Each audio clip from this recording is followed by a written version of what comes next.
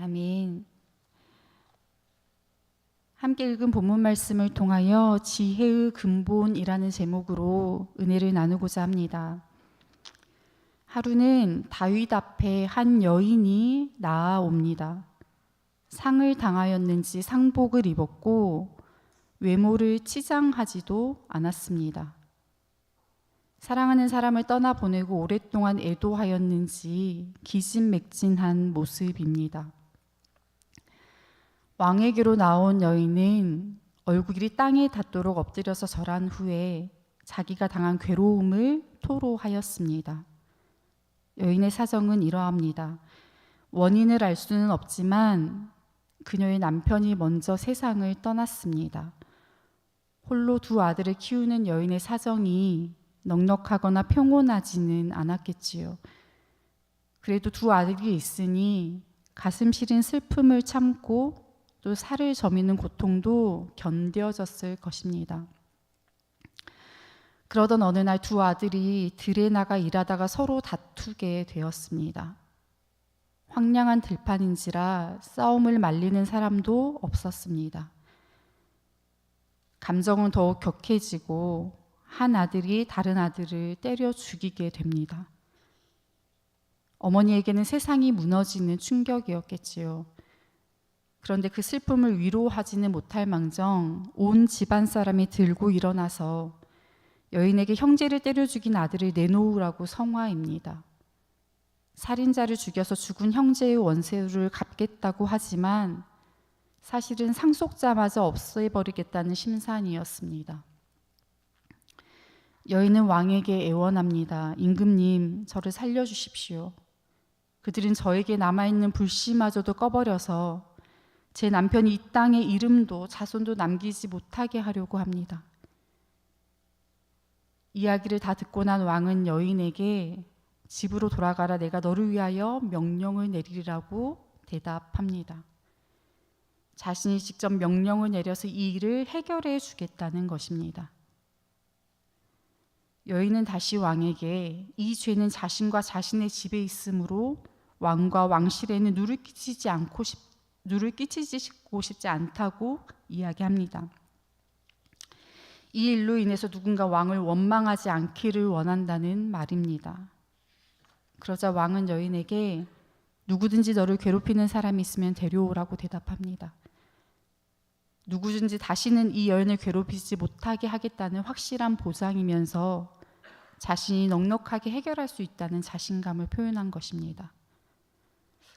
여인은 멈추지 않고 다시 왕에게 임금님께서 섬기시는 주 하나님께 간구하셔서 저의 죽은 아들의 원수를 갚으려고 하는 집안 사람들이 살아있는 저의 아들까지 죽이는 크나큰 범죄를 저지르지 못하게 막아주십시오라고 간청합니다. 그리고 왕은 주님께서 확실히 살아계심을 두고 맹세하노니 내 아들의 머리카락 하나도 땅에 떨어지지 않게 하겠다고 대답합니다. 이제 안심하고 왔던 곳으로 돌아갈 법도 한데 여인은 또다시 한 말씀만 더 아뢰도록 허락을 구합니다. 그리고 왕이 이를 허락하자 여인은 이전과는 전혀 다른 이야기를 꺼내 놓습니다. 다윗의 아들 압살롬에 대한 이야기입니다. 13절에서 17절까지 여인의 이야기가 기록되어 있는데 요약하면 첫째, 이스라엘 백성은 압살롬이 3년 동안이나 도망자의 신세로 살아가는 것을 원하지 않습니다. 그런데 임금님은 백성들이 원하는 바를 이해하지 못하고 그것을 도외시한 채 자신의 생각대로 행동하였습니다.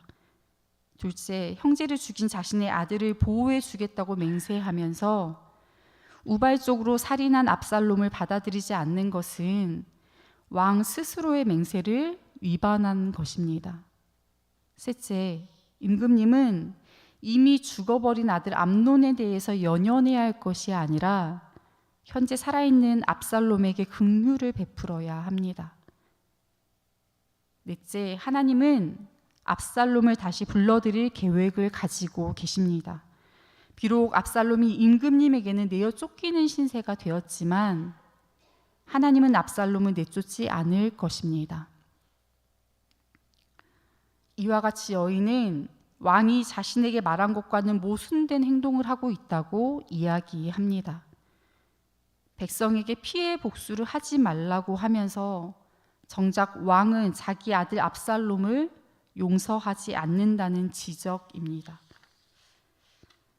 여인의 이야기는 간곡하지만 자세히 살펴보면 사실 원망과 책망의 내용입니다.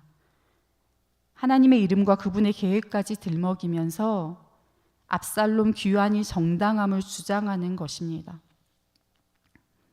여인은 이와 같이 다윗에게 따끔한 충고를 전한 후에 아첨하는 말을 덧붙입니다.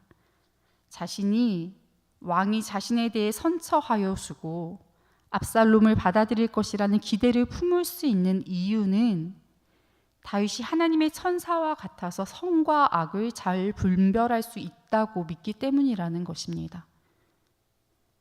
사실 이 말은 다윗이 자기 아들 압살롬을 살리는 것이 곧 선이니 그렇게 하라는 명령과 같은 이야기입니다. 다윗은 그제야 여인의 이야기가 실제 상황이 아니라 다윗의 행동을 촉구하는 비유였음을 깨닫습니다. 그리고 이 일에 요압이 함께 하였는지를 확인합니다.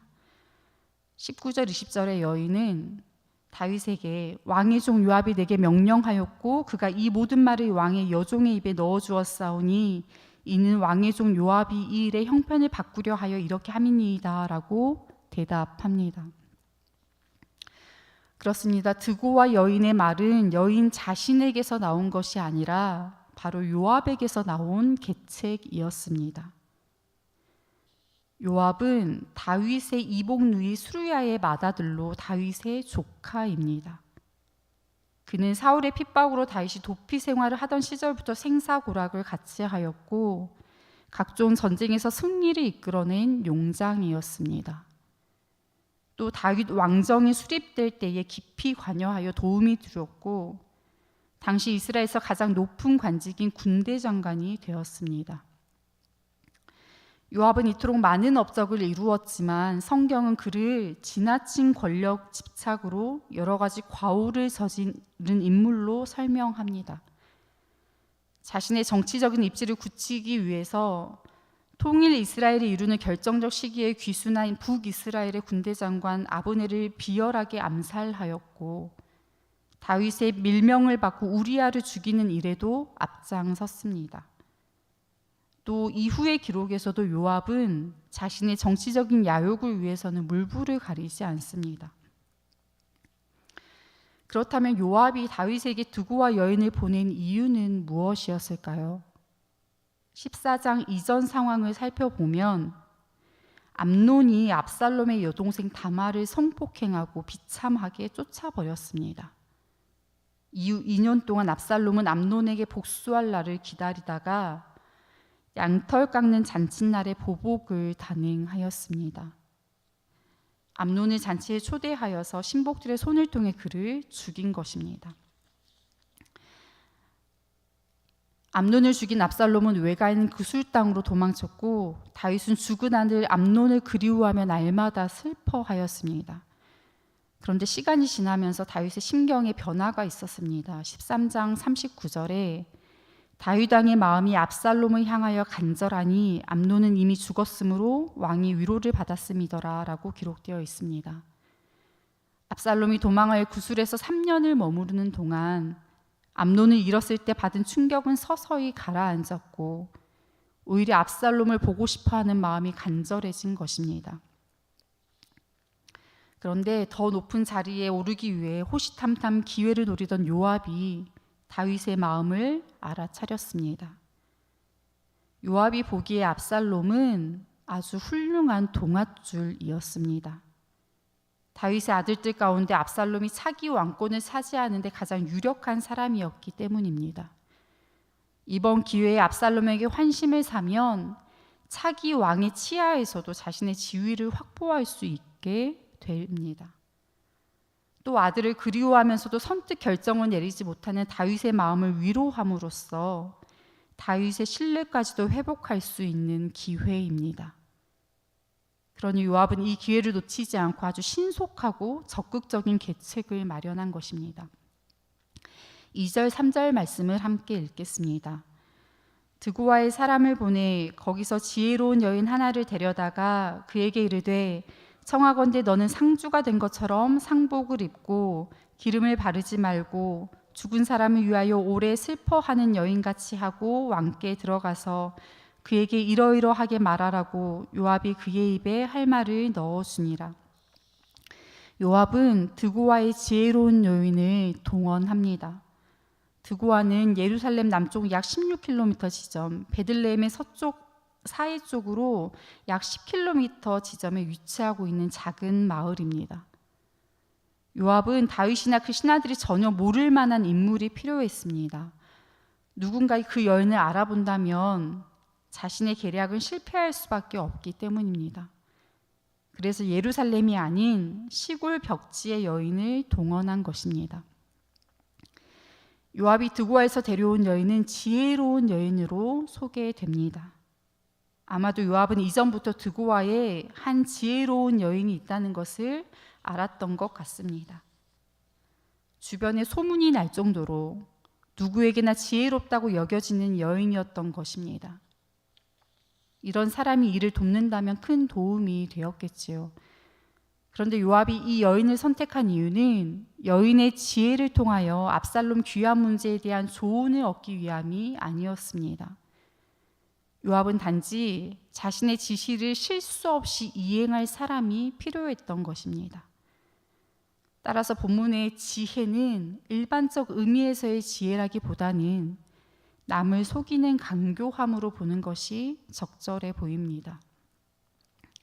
3절에 그의 입에 할 말을 넣어주니라 라는 표현이 드고아 여인이 다윗에게 가서 한 모든 이야기가 바로 요압의 머리에서 나온 것임을 분명하게 보여줍니다. 사실 드고아 여인이 전한 이야기에서는 몇 가지 문제가 발견됩니다. 먼저 드고아 여인의 살인한 아들은 그녀의 유일한 아들이기 때문에 다윗이 살려주겠다고 하지만 압살롬은 다윗의 유일한 아들은 아니기 때문에 같은 상황이라고 보기 어렵습니다. 또 여인은 하나님은 사랑이 많으셔서 자신의 백성이 사는 것을 원하신다고 이야기하는데 그렇다고 정의를 무너뜨리는 분은 아니라는 사실은 간과하고 있습니다.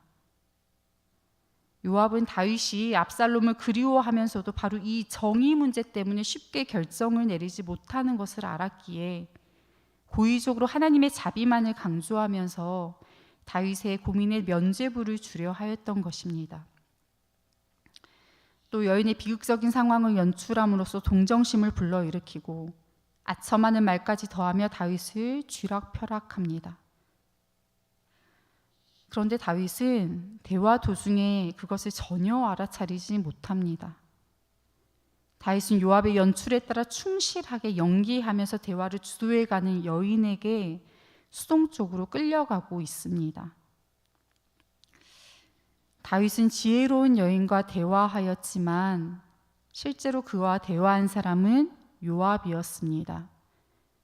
그리고 이어지는 21절 말씀을 통하여 요압의 계략이 성공하였음을 알 수 있습니다. 압살롬의 귀환은 이와 같이 철저하게 스루야의 아들 요압의 뜻과 그의 계획에 따라 이루어진 것입니다.